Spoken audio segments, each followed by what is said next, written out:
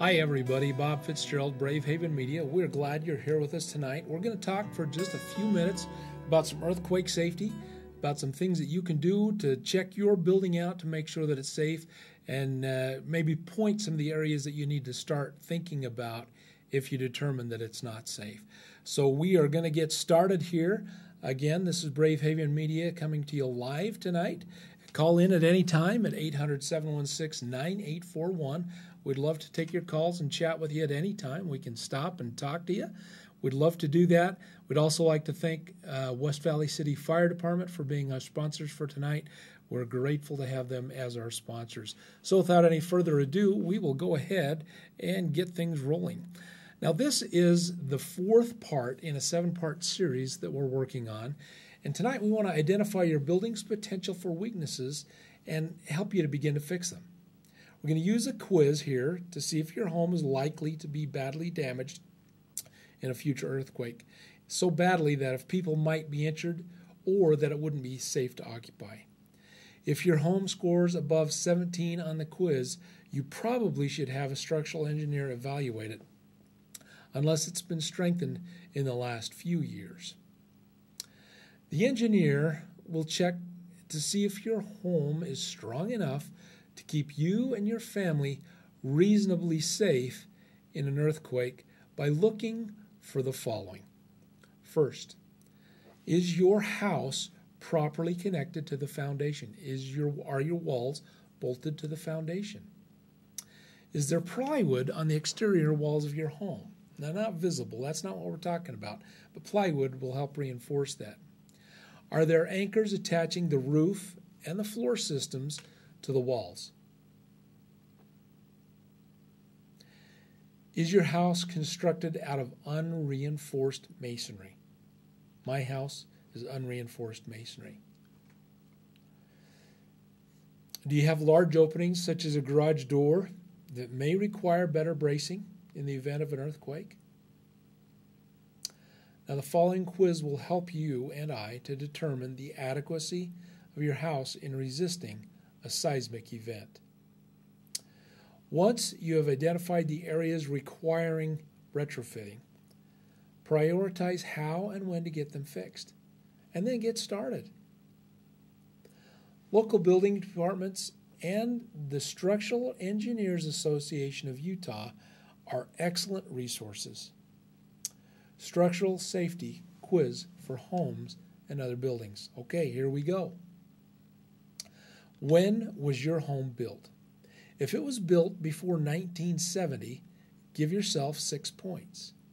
If it was built between 1970 and 1980, give yourself 3 points. If it was built after 1980, give yourself 1 point. Now, how many stories and what style is your home? If it is 2 or more stories above grade with stepped floors and split levels or large openings in the floors, give yourself 5 points. If it's 2 or more stories above grade with flat floors, no steps in the floors, and no large openings in the floors, give yourself 3 points. If your home is a 1-story rambler that's above grade, give yourself 1 point. Now, what is the construction materials of the exterior walls? Is it unreinforced masonry bearing walls? If so, give yourself 7 points. Is it wood or reinforced masonry with full height brick veneer? If so, give yourself 3 points. Is it wood or reinforced masonry? If so, give yourself 1 point. Now, what are the foundation walls constructed from? Are they stacked rock or brick with a basement? If so, give yourself 5 points. Is it stacked rock or brick with no basement? If so, give yourself 3 points. Is it concrete with or without a basement? Give yourself 1 point. And if it's a slab on grade with no basement, that's 0 points. Now, where is your house located? If it's on the Wasatch Back, give yourself 3 points. If it's Provo and Tooele County, give yourself 5 points. Ogden and Salt Lake Valley, 8 points. If it's outside of those areas, it's 1 point. Now, if your home scores more than 17 points on the quiz, you probably should have an engineer or an architect or a contractor evaluate it. That can get kind of pricey, so be careful who you choose. Now, is your house, condo, or apartment strong enough to withstand an earthquake? Question all of us have. Many people are fooled because they think we have good building codes, so we must have safe buildings. Not necessarily so. The best building code in the world does nothing for buildings built before the code was enacted. Now, although building codes used in Utah have strict seismic provisions and requirements, many of the older buildings, particularly those that are unreinforced masonry buildings, have not been retrofitted to meet the updated codes. Retrofitting or fixing problems in older buildings is the responsibility of the building's owner. Not the prior owner, but the owner. Now, on October 28th in 1983, 2 girls, ages 6 and 7, were killed by falling debris from a parapet, which is a wall-like barrier on the edge of a roof. It was from a business in Challis, Idaho, and they were just on their way walking to school. Now, Challis is about 13 miles north of the epicenter of the 1983 Bora Peak earthquake, which was a magnitude 7.3. These deaths were the first caused by an earthquake in the United States since 65 people were killed in the San Fernando earthquake in California on February 9th, 1971. Now, I want to talk for just a minute. We've talked about the different types of buildings. And you might be saying, well, how do I tell if my home is unreinforced concrete, or how do I tell if it's a brick veneer with wood frame, or how do I tell if it's a wood frame or concrete that has been reinforced? Simply this. Generally, buildings built prior to the 1950s were probably unreinforced concrete, many up into the 1970s. And unreinforced concrete is that. It's simply brick and block stacked on top of each other and with mortar, and that is the walls of the home.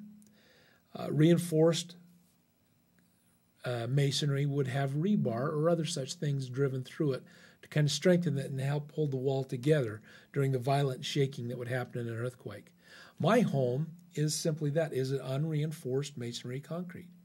And so it goes up. I've got brick and block, I've got lath and plaster, and no 2x4s in the wall. Now, if your walls have 2x4s in them, your exterior walls have 2x4s in them, running up and down, and you have brick on the outside, that is considered a brick veneer, and that is a wood frame. So that is a lot stronger and a lot better in an earthquake. Now, earlier we talked about having plywood on the exterior walls of your home, and many people are going, that would look ugly.